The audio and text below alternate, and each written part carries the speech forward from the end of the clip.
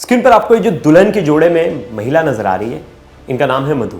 मधु की शादी को सिर्फ 3 महीने बीते थे और 3 महीने बाद मधु की डेड बॉडी मिली है खून से लथपथ। खून से लथपथ डेड बॉडी जो है वो जहां मिली है वो जगह और हैरान करने वाली है। वो मिली है जो इसका पति है उसकी गर्लफ्रेंड के घर के बाथरूम में मिला है। अब ये जब पूरा केस सामने आया और पता चला कि लड़का जो है झूठा आरोप लगाया था, उसने इनके परिवार वालों को कहा था, लड़की वालों को, कि आपकी बेटी मेरे घर के जेवरात और पैसे लेकर भाग गई है। अब पिता को लगा कि हमारी बदनामी होगी, लेकिन अगर किसी के घर से जेवरात गायब होते तो वो जाकर एफआईआर करवाता। लड़का कोई कंप्लेंट नहीं दर्ज करवा रहा था। इस पर पिता को शक हुआ। पिता ने बोला चलो हम पुलिस स्टेशन में कंप्लेंट लिखाते हैं अगर मेरी बेटी भाग गई, और उन्होंने पुलिस में कंप्लेंट लिखाई, जिसके बाद लड़का फरार हो गया। फिर घर वालों ने तहकीकात की तो घर वालों को पता चला कि ये 2 साल पहले एक लड़की के साथ लिव इन में रहता था। लिव इन में रहता था तो उसने एक घर रेंट पर लिया था, और जब उस घर पर पहुंचे और दरवाज़ा तोड़कर जब पुलिस अंदर घुसी तो देखी कि एक डेड बॉडी घर में पड़ी है खून से लथपथ, और वो डेड बॉडी थी मधु की।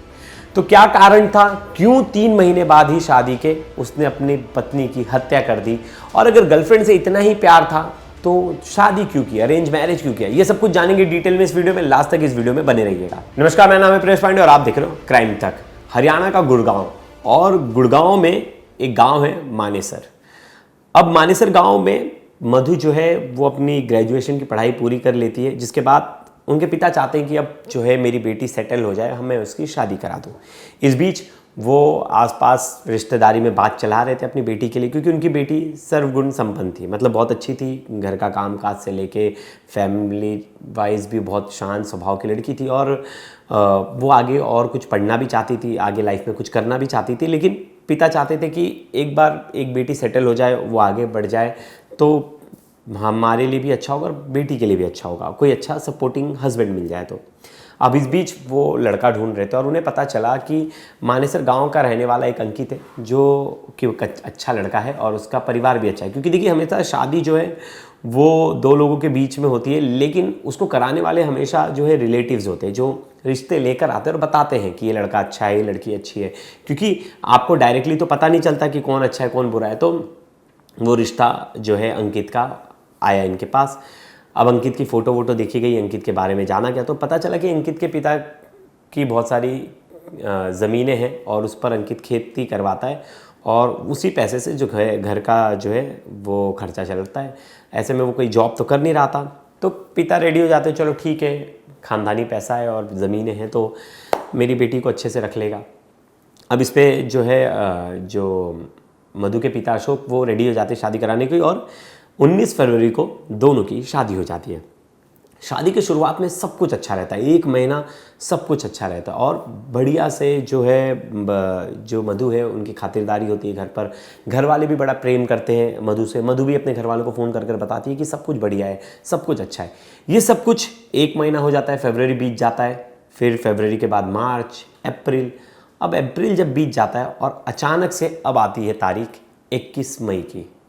अब 21 मई की तारीख में जो है मधु अचानक से गायब हो जाती है, संदिग्ध परिस्थितियों में। अभी किसी को पता नहीं क्यों गायब हुई, अचानक से गायब हो गई। अब मधु के घर वाले परेशान। तब तक मधु के पिता को फ़ोन आता है लड़के का, अंकित का, और अंकित बोलता है कि हमने जब घर में चेक किया तो सोने, जेवरात और पैसे गायब हैं, और ये पता सिर्फ इनकी बेटी मधु को था, ऐसा इनका कहना था। जिसके बाद मधु के पिता जो है अशोक पहले से शौक है कि बेटी नहीं कहाँ है, कहीं कुछ पता नहीं, और ये अब ये शौक हो गए कि बेटी के ऊपर ये इल्ज़ाम लगाया जा रहा है कि बेटी घर के सोने चांदी और पैसे लेकर भाग गई। अभी सुनने के बाद कोई भी बाप टूट जाएगा, और यही हुआ, वो भी टूट गए, और उन्हें लगा कि कहीं हमारी बदनामी ना हो जाए और समाज में लोग क्या कहेंगे हमारे बारे में कि हमारी बेटी। लेकिन उन्होंने बोला कि मेरी बेटी का ना कोई बॉयफ्रेंड था, ना मेरी बेटी की किसी से बातचीत थी, तो मेरी बेटी भागेगी किसके साथ और क्यों भागेगी। उसने कभी ये भी नहीं कहा कि उसके परिवार में कोई प्रॉब्लम चल रही है या अपने पति से कोई लड़ाई चल रही तो इसलिए भागेगी। तो घर वाले थोड़े से परेशान थे। अब इस बीच घर वालों ने बोला कि कंप्लेंट कर देते, लेकिन कंप्लेंट करने की जो पहल है वो अंकित को दिखानी चाहिए थी कि अंकित के घर में चोरी हुई थी और अंकित की पत्नी गायब हुई थी, भागी थी, तो अंकित को स्टेप आगे लेना चाहिए था, लेकिन अंकित कोई स्टेप नहीं ले रहा था।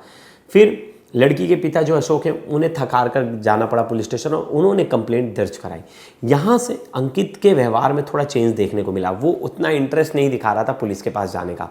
अब घर वालों को भी अंकित की जो वो थी स्थिति थी वो ठीक नहीं लग रही थी, अंकित थोड़ा सा गड़बड़ लग रहा था। अब इस बीच फिर भी पिता जो थे आसपास ढूंढने की कोशिश कर रहे थे और आस पड़ोस में और जो अंकित से जुड़े हुए लोग थे उनसे मिलना जुलना मधु के पिता ने शुरू कर दिया और पता चला कि जो अंकित है उसकी 2 साल पहले गर्लफ्रेंड थी और वो मानेसर बस स्टैंड के पास ही उसने किराए पर रूम लिया था और वहाँ वो लिव इन में रहते थे। ये बात जब पता चली लड़की के पिता को तो वो हैरान रह गए, बोले ये बात तो हमारे तक कभी पहुँची नहीं, हमें शादी से पहले भी ये बात पता नहीं थी, नहीं तो हम इससे शादी नहीं कराते ऐसे लड़के से जो लिव इन में रहने के बाद कुछ दिन बाद ही अरेंज मैरिज करना चाह रहा था। अब ये सब चीज़ें पता चली, अंकित से कांटेक्ट करने की कोशिश की तो अंकित अचानक से गायब हो गया। अब शक जो था वो और बढ़ गया कि इसके पीछे अंकित ही है और अंकित ने ही कुछ किया है उनकी बेटी के साथ। उनकी बेटी इस तरह से सोना लेकर तो भाग नहीं सकती। अब इस बीच उन्होंने वो एड्रेस निकाला, पुलिस को एड्रेस दिया कि इस जगह पर वो अंकित अपनी गर्लफ्रेंड के साथ 2 साल पहले लिव इन में रहता था, तो शायद यही वो जगह है जहाँ मेरी बेटी मिल सके। तो पुलिस तुरंत पहुँचती है वहाँ और जब पुलिस उस घर पे पहुंचती है दरवाज़ा देखती है कि बाहर से लॉक है, फिर दरवाज़ा तोड़ दिया जाता है। दरवाज़ा तोड़कर अंदर घुसती है तो देखती है कि मधु की डेड बॉडी थी। अब मधु की डेड बॉडी देखने के बाद घर वाले और हैरान हो जाते हैं, देखते खून से लथपथ है और आस पड़ोस के लोग बताते हैं कि ये अपनी गर्लफ्रेंड के साथ आया था यहाँ, मतलब 22 तारीख को ये अपनी गर्लफ्रेंड के साथ ही था इस घर में और बड़े ही घबराहट में और बड़े ही जल्दबाजी में निकल कर ये लोग भागे। ये पुलिस को जब इन्फॉर्मेशन मिली तो पुलिस ने दोनों के नंबर ट्रेस किए, लेकिन पता चला दोनों का नंबर स्विच ऑफ है और दोनों कहाँ गए किसी को भी नहीं पता। पुलिस की टीम जो है उन्हें ढूंढ रही है और डेड बॉडी को पोस्टमार्टम के लिए भेज दिया गया। अब पोस्टमार्टम रिपोर्ट में पुलिस ये जानने की कोशिश करेगी कि मारा कब इसने मधु को, 21 तारीख को या 22 तारीख को, और मारने के बाद कहाँ भागा, कारण क्या था, क्या रीज़न हुई, क्या फाइट हुई, ये सब कुछ जानने के लिए पुलिस अब जो है इन्वेस्टिगेट कर रही है। और मुझे नहीं लगता कि आरोपी ज़्यादा दिन तक बच पाएगा। आजकल में आरोपी पकड़ा जाएगा, उसके बाद जो है चीज़ें खुलकर सामने आएंगी कि क्या रीज़न था कि एक लड़का जो है 2 साल तक किसी महिला के साथ लिव इन में रहता है और अचानक से किसी से अरेंज मैरिज कर लेता है और जिस महिला के साथ लिव इन में रह रहा था उसी के घर पर जाके अपनी पत्नी का मर्डर कर देता है। बहुत बार ऐसे केस हमने देखे हैं कि घर वाले पहले तो प्यार मोहब्बत लड़कियां कर लेती हैं, लड़के कर लेते हैं, लेकिन उन्हें 3-4 साल बाद समझ में आता है कि नहीं, ये तो हमारे जात की, हमारे कास्ट की, हमारे धर्म की नहीं है, अब हमारी शादी तो नहीं हो सकती।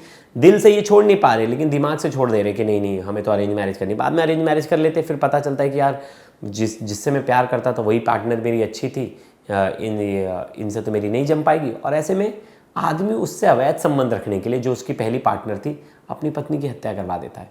और ऐसे कई केसेस हैं और इस केस में भी कुछ ऐसा ही हुआ होगा। जब पत्नी को पता चला होगा कि मेरे पति की किसी से अवैध संबंध है तो उसने जब टोका टाकी शुरू की होगी तो उसने सोचा होगा इसे रास्ते से हटा देता हूँ, जिसके बाद मैं आराम से रहूँगा। लेकिन वही है, अगर आप क्राइम करते हो और आप सोचते हो कि आप बच जाओगे तो ये आपकी सबसे बड़ी भूल है। ये भाग के कहाँ तक जाएंगे, आज नहीं तो कल ये पुलिस के हत्थे चढ़ जाएंगे। पुलिस के हत्थे जब चढ़ेंगे तो ज़िंदगी भर जेल के पीछे रहेंगे, सलाखों के पीछे। और तब इन्हें समझ में आएगा कि काश मैंने अपने पिता का विद्रोह किया होता और मैं वो शादी नहीं करता अरेंज मैरिज। अगर मुझे प्यार था इतना ज़्यादा अपनी गर्लफ्रेंड से तो मैं अपनी गर्लफ्रेंड से ही शादी करता। तो दोस्तों इस वीडियो पर आपकी क्या राय है ज़रूर बताइएगा। तब तक के लिए धन्यवाद।